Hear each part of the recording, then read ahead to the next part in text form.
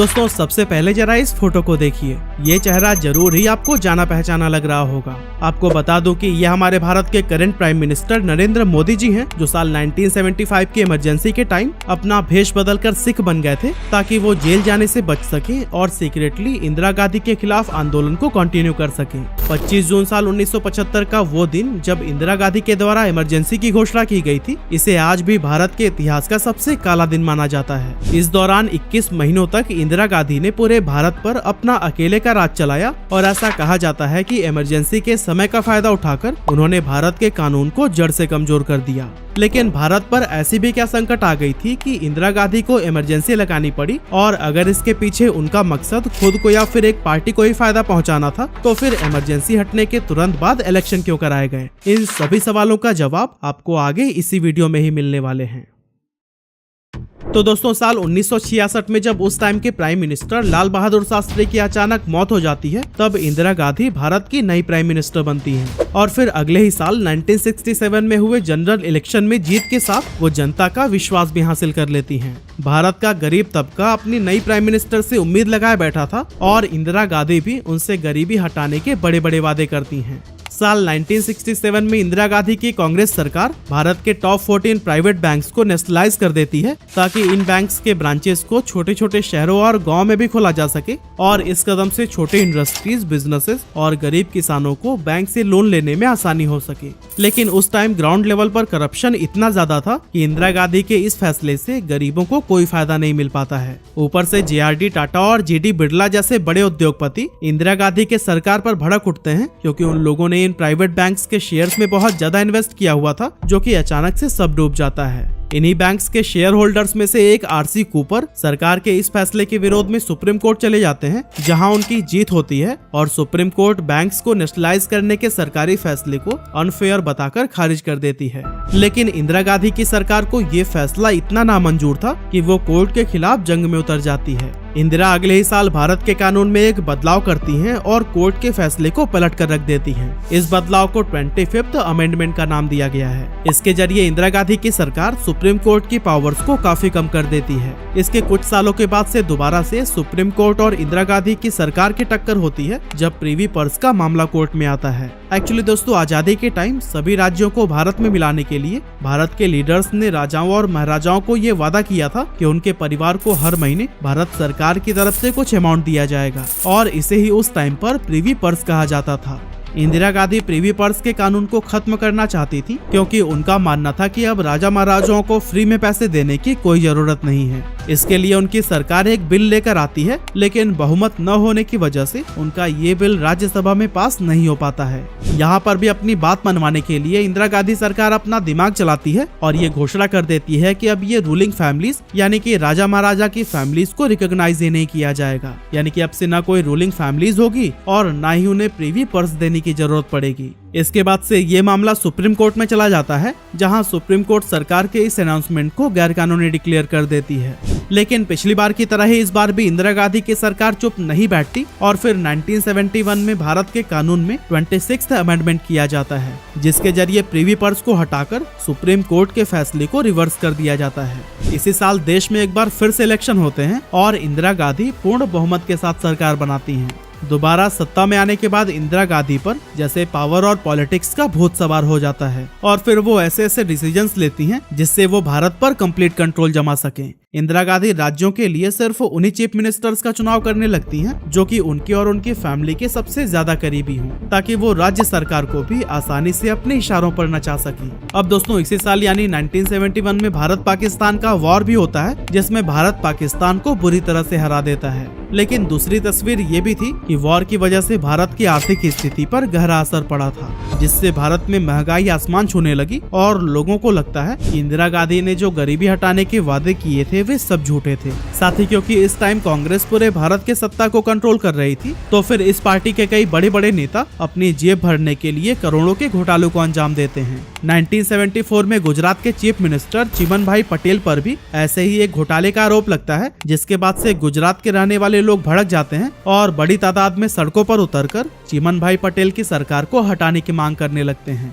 समय रहते मांग पूरी न की जाने पर यह आंदोलन इतना ज्यादा बढ़ जाता है कि आंदोलन के नाम पर बसेस जलाना, शॉप्स को लूटना और पुलिस पर हमला करने जैसे बहुत सारे अनएथिकल काम होने लगते हैं। हिंसा से भरे इस आंदोलन को नवनिर्माण आंदोलन का नाम दिया गया था, जिसके बाद से at the end Indira Gandhi के पास कोई ऑप्शन नहीं बचता और वो गुजरात के कांग्रेस की सरकार को गिरा देती हैं। इसी दौरान देश के दूसरे कोने बिहार में भी करप्शन काफी ज्यादा बढ़ चुका था और फिर ऐसे में जब बिहार के लोग ये देखते हैं कि गुजरात में हुए आंदोलन की वजह से वहाँ कांग्रेस की सरकार को भंग कर दिया गया है, तो फिर अब बिहार के लोगों की हिम्मत काफी ज्यादा बढ़ जाती है और फिर 1974 में ही बिहार के स्टूडेंट्स के द्वारा एक नॉन वायलेंट प्रोटेस्ट की शुरुआत होती है, जिसे लीड करते हैं जेपी नारायण और इस मोमेंट को जेपी मोमेंट का नाम दिया गया था। इसमें प्रोटेस्टर्स की मांग ये होती है कि बिहार में भी कांग्रेस की सरकार को डिसॉल्व कर दिया जाए। वहीं दूसरी तरफ इसके एक साल पहले यानी कि 1973 में पूरी दुनिया में आए भयानक ऑयल क्राइसिस की वजह से 1974 आते आते क्रूड ऑयल की कीमत 300% तक बढ़ जाती है, जिससे भारत की जनता काफी ज्यादा परेशान हो जाती है। और फिर इसी साल जॉर्ज फर्नांडिस नाम के एक अपोजिशन लीडर रेलवे वर्कर्स के साथ मिलकर 3 दिन की रेलवे स्ट्राइक करवाते हैं ताकि रेलवे वर्कर्स को बेटर वर्किंग एनवायरनमेंट और बेटर सैलरी दी जाए। इस प्रोटेस्ट में 17 लाख रेलवे वर्कर्स हिस्सा लेते हैं, जिससे यह रेलवे स्ट्राइक दुनिया का सबसे बड़ा इंडस्ट्रियल स्ट्राइक बन जाता है। लेकिन इंदिरा गांधी की सरकार न तो बिहार में कुछ कदम उठाती है, न तेल की बढ़ती कीमतों पर ध्यान देती है और यहाँ तक कि रेलवे वर्कर्स की भी मांग को अनसुना कर दिया जाता है। इंदिरा गांधी को ये डर था कि अगर वो ऐसे ही हर राज्य और हर तबके की मांग को मानती रही तो फिर देश से कांग्रेस का नामो निशान मिट जाएगा और वो अपनी गद्दी खो बैठेंगी। इसीलिए इस बार इंदिरा गांधी पूरी सख्ती से इन चुनौतियों का सामना करती हैं और ऐसे सभी प्रोटेस्ट को एंटी नेशनल मूवमेंट कहकर संबोधित करती हैं। साल 1975 आते आते भारत की हालत बेहद खराब हो चुकी थी, महंगाई आसमान छू रही थी और हर जगह जगह सरकार के खिलाफ प्रोटेस्ट किए जा रहे थे। लेकिन इंदिरा गांधी की बुरी किस्मत के लिए सिर्फ इतना ही काफी नहीं था, क्योंकि अब उन्हें वो झटका लगने वाला था जिसके बारे में उन्होंने कभी भी कल्पना ही नहीं की थी। मार्च 1975 में इलाहाबाद हाई कोर्ट का ये फैसला आता है कि इंदिरा गांधी को प्राइम मिनिस्टर के पद से हटा दिया जाए। असल में दोस्तों पिछले 2 सालों से इलाहाबाद हाई कोर्ट में इंदिरा गांधी के खिलाफ एक केस चल रहा था, जिसका फैसला उनके खिलाफ आ जाता है। इंदिरा गांधी के खिलाफ इस केस को राज नारायण ने फाइल किया था, जो कि सोशलिस्ट इलेक्शन कैंडिडेट थे और ये 1971 के इलेक्शन में इंदिरा गांधी के अपोजिशन में खड़े हुए थे। राज नारायण का मानना था कि इंदिरा गांधी ने अवैध रूप से 1971 का इलेक्शन जीता था। अब वैसे तो इस बात को साबित करने के लिए राज नारायण ने इंदिरा गांधी के खिलाफ 14 बड़े बड़े क्राइम्स रिपोर्ट किए थे, लेकिन जांच होने पर इनमें से सिर्फ 2 क्राइम के लिए ही इंदिरा गांधी को दोषी पाया जाता है। पर दोस्तों यहाँ पर आप जानकर शॉक हो जाएंगे कि जिन 2 क्राइम्स में इंदिरा गांधी को दोषी पाया जाता है वे बेहद ही छोटे क्राइम्स थे। जिनमें से पहला क्राइम ये था कि इंदिरा गांधी के election agent Yashpal Kapoor election के टाइम पर भी एक गवर्नमेंट एम्प्लॉय थे, जो कि चुनाव के नियमों के खिलाफ था। और इंदिरा गांधी का दूसरा क्राइम ये था कि उन्होंने यूपी सरकार की मदद लेकर अपने भाषण के लिए एक बहुत ऊंचा सा स्टेज बनवाया था। अब जैसा कि आप समझ ही पा रहे होंगे कि ये दोनों ही क्राइम इतने बड़े नहीं थे कि एक प्राइम मिनिस्टर को उसके पद से हटा दिया जाए। लेकिन अनुमान लगाया जाता है कि पहले कई बार जब इंदिरा गांधी ने कोर्ट के फैसले को रिवर्स करा दिया था, तो अब इंदिरा गांधी के खिलाफ लिया गया कोर्ट का ये फैसला कोर्ट की तरफ से इंदिरा के मुंह पर एक तमाचा सा था। खैर सच जो भी हो, लेकिन इंदिरा गांधी ने अपनी हार एक्सेप्ट नहीं की और हाई कोर्ट के इस फैसले के विरोध में सुप्रीम कोर्ट में अपील दर्ज की।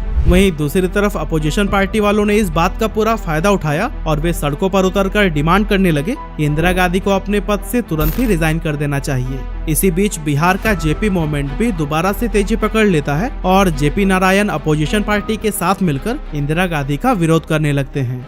अब दोस्तों ये सब चल ही रहा होता है कि इसी बीच 24 जून 1975 को सुप्रीम कोर्ट में इंदिरा गांधी के केस की सुनवाई होती है, जिसमें सुप्रीम कोर्ट ये फैसला करती है कि इंदिरा गांधी अगले 6 सालों तक इलेक्शन में खड़ी नहीं हो सकती, लेकिन कोर्ट की अगली सुनवाई तक इंदिरा गांधी प्रधानमंत्री बनी रहेंगी। इस जजमेंट को सुनते ही अपोजिशन पार्टी के लोग भड़क उठते हैं और फिर वे और जोर शोर से प्रोटेस्ट करने लगते हैं। वहीं दूसरी तरफ जेपी नारायण स्टूडेंट्स को भी प्रोटेस्ट करने के लिए भड़काते हैं और उन्हें पुलिस की बात न सुनने की भी हिदायत दी जाती है। यानी कि देखा जाए तो एक तरह से भारत के लाखों लोग अपने अपने पॉलिटिकल लीडर्स की बात मानकर इंदिरा गांधी के विरोध में उठ खड़े हो जाते हैं। अपनी गद्दी जाते हुए देखकर बिना किसी देरी के इंदिरा गांधी भारतीय कानून के आर्टिकल 352 में लिखे एक लाइन का इस्तेमाल करते हुए पूरे भारत में इमरजेंसी लगा देती हैं। एक्चुअली दोस्तों भारतीय कानून के आर्टिकल 352 में ये लिखा था कि भारत के राष्ट्रपति भारत में उस वक्त इमरजेंसी घोषित कर सकते हैं जब भारत की सुरक्षा को वॉर, एक्सटर्नल एग्रेशन और इंटरनल डिस्टर्बेंस से खतरा हो।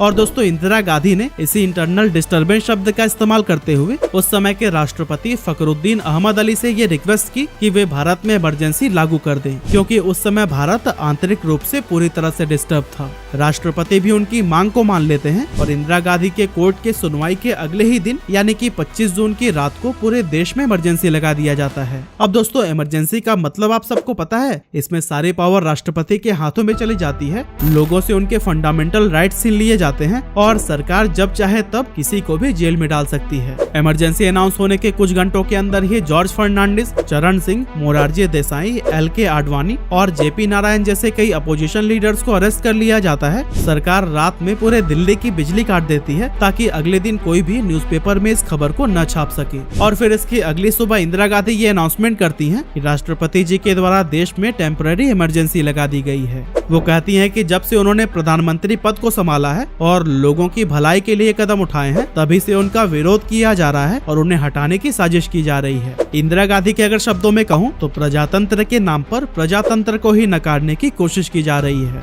दोस्तों इसके बाद आने वाले 21 महीनों में भारत के लोगों के साथ जो कुछ भी होता है उसे आज भी भुला पाना नामुमकिन है। लोगों से उनके मूलभूत अधिकार छीनने के साथ साथ 1 लाख से भी ज्यादा लोगों को ओवरक्राउडेड जेल में ठूस दिया जाता है, जिनमें पॉलिटिकल लोगों के साथ साथ क्रिमिनल्स और इलीगल काम करने वाले लोग भी शामिल होते हैं। इसे देखते हुए कई सारे एक्टिविस्ट और पॉलिटिकल लीडर्स अंडरग्राउंड हो जाते हैं। कुछ नरेंद्र मोदी जी की तरह सिख का वेश धारण कर लेते हैं। RSS जैसे ऑर्गेनाइजेशंस को बैन कर दिया जाता है और फिर आने वाले इलेक्शंस को डिले करा दिया जाता है। इसके साथ ही जो भी कांग्रेस लीडर्स इमरजेंसी और इंदिरा गांधी के विरोध में बात करते हैं, उन्हें भी कांग्रेस पार्टी से रिजाइन करवाकर अरेस्ट कर लिया जाता है। इसी वजह से चारों तरफ इंदिरा गांधी का डर सा फैल जाता है और अब कोई भी उनके खिलाफ बोलने की हिम्मत नहीं करता है। ऐसे में कुछ लोगों को इमरजेंसी बहुत पसंद भी आती है, क्योंकि इंदिरा गांधी के द्वारा इतनी सख्ती से कदम उठाए जाने की वजह से सभी सरकारी कर्मचारी जेल जाने के डर से ठीक से काम करने लगते हैं। भारत में करप्शन काफी कम होने लगता है। ऊपर से ज्यादातर क्रिमिनल्स को इंदिरा गांधी ने पहले ही अरेस्ट करवा दिया था, जिससे क्राइम रेट्स भी काफी कम हो जाते हैं। लेकिन दोस्तों लोगों की ये खुशी भी ज्यादा दिनों तक नहीं रही, क्योंकि इसी बीच इंदिरा गांधी कुछ ऐसा करती हैं जो कि भारतवासियों के लिए किसी सदमे से कम नहीं था। भारत की बढ़ती जनसंख्या को कंट्रोल में लाने के लिए इंदिरा गांधी अपने बेटे संजय गांधी को सामूहिक नसबंदी की जिम्मेदारी देती हैं, जिसके बाद से संजय गांधी इस काम को काफी ज्यादा सख्ती से लेते हैं और बड़ी बेरहमी के साथ 1 साल के अंदर ही लगभग 60 लाख भारतवासियों को पकड़ पकड़ कर उनकी जबरदस्ती नसबंदी करा दी जाती है। अब हालांकि उस टाइम पर भारत में मेडिकल सुविधाएं ज्यादा नहीं थी, इसीलिए ये नसबंदी कैंप्स में ही होते थे, जो कि काफी ज्यादा अनहाइजेनिक थे। इस वजह से नसबंदी कराने वाले कई सारे लोग बीमार पड़ गए और न जाने कितने सारे लोगों की मौत हो गई। ये नेगेटिव बातें ज्यादा फैल नहीं सकी, क्योंकि इंदिरा गांधी ने पहले ही मीडिया को अपने कंट्रोल में ले लिया था। और दोस्तों फाइनली 21 महीनों बाद 21 मार्च 1977 को जब सारा माहौल इंदिरा गांधी के कंट्रोल में होता है, तब उनके द्वारा इमरजेंसी को खत्म कर दिया जाता है। सभी पॉलिटिकल लीडर्स जेल से आजाद हो जाते हैं और फिर फ्रेश इलेक्शंस कंडक्ट करवाए जाते हैं, जिसमें इंदिरा गांधी और उनके बेटे संजय गांधी दोनों ही अपनी सीट्स पर हार जाते हैं और फिर सभी मेजर अपोजिशन पार्टीज को मिलाकर बनी जनता पार्टी पहली बार पावर में आती है और इस तरह से देश के अगले प्राइम मिनिस्टर मोरारजी देसाई बनते हैं। और दोस्तों हाँ, ये वही जनता पार्टी है जिससे बाद में अलग होकर भारतीय जनता पार्टी यानी कि BJP बनी है। लेकिन हाँ, अभी भी सवाल यही है कि जब इंदिरा गांधी के हाथों में पूरी पावर थी तो फिर उन्होंने इमरजेंसी को खत्म करके इलेक्शन क्यों करवाए। तो दोस्तों बेसिकली इसके 2 पॉसिबल जवाब सामने निकल कर आते हैं। पहला तो ये कि शायद इंदिरा गांधी को ये लगा कि जनता उनके सपोर्ट में है, इसीलिए वो दोबारा से आसानी से जीत जाएंगे और इमरजेंसी को लेकर उनकी छवि पर लगा दाग भी धुल जाएगा। वहीं दूसरी ओर कुछ लोग ये भी मानते हैं कि संजय गांधी उस टाइम पर अपनी कुछ ज्यादा ही मनमानी करने लगे थे, तो शायद इंदिरा गांधी को ये लगा होगा कि कहीं संजय गांधी उन्हें साइड करके खुद पूरे देश को अपने कंट्रोल में ना ले ले। अब दोस्तों इमरजेंसी लगाने के पीछे का कारण जो कुछ भी हो, लेकिन इंदिरा गांधी के अकॉर्डिंग उन्होंने इमरजेंसी JP मूवमेंट को खत्म करने के लिए लगाई थी। बाकी इमरजेंसी के बारे में आपका क्या कहना है? अपना ओपिनियन हमें कमेंट करके जरूर बताइएगा।